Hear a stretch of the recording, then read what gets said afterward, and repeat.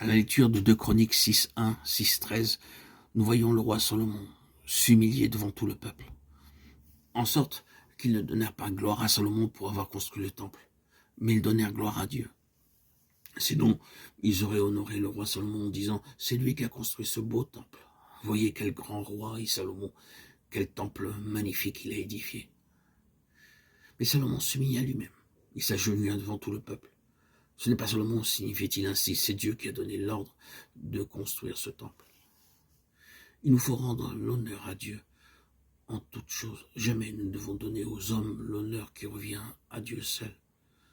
Et pourtant, de nos jours, vous pourrez constater combien on donne beaucoup plus d'honneur aux hommes, aux prédicateurs, qu'à Dieu lui-même.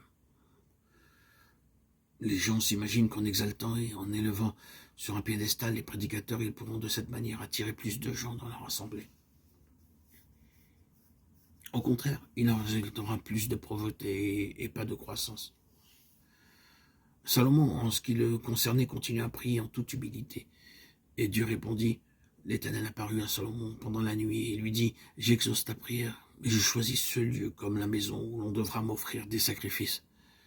Quand je fermerai le ciel et qu'il n'y aura point de pluie, quand j'ordonnerai aux sauterelles de consumer le pays, quand j'enverrai la peste parmi mon peuple, si mon peuple sur qui est invoqué mon nom s'humilie, prie et cherche ma face, et s'il se détourne de ses mauvaises voies, je l'exaucerai des cieux, je lui pardonnerai son péché, et je guérirai son pays. Mes yeux seront ouverts désormais, et mes oreilles seront attentives à la prière faite en ce lieu. 2 Chroniques 7, 12, 15. Ainsi, après la véritable adoration, nous commençons à discerner et à apprendre ce qu'est la prière, comment prier avec humilité, étant brisé dans nos cœurs. Dans ce domaine aussi, nous faisons faillite. Nous nous humilions pas suffisamment nous-mêmes en présence de Dieu. Cependant, c'est la parole de Dieu qui dit « Si mon peuple s'humilie, prie et cherche ma face ». La première chose donc à faire quand nous voulons prier, c'est de chercher la présence, la face de Dieu.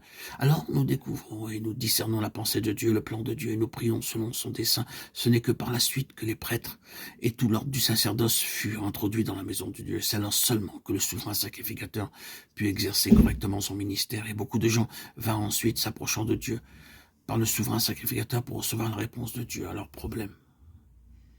Lorsque l'œuvre du temple fut achevée, ainsi du reste que celle du tabernacle, lorsque Moïse entrait dans la tente d'assignation pour parler avec l'Éternel, il entendait la voix qui lui parlait du haut du propitiatoire placé.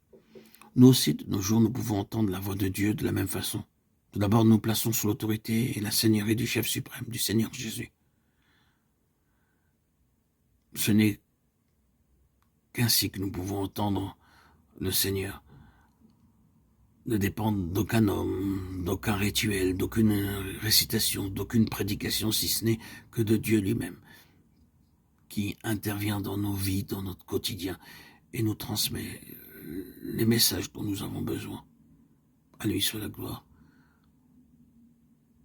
pour les siècles des siècles.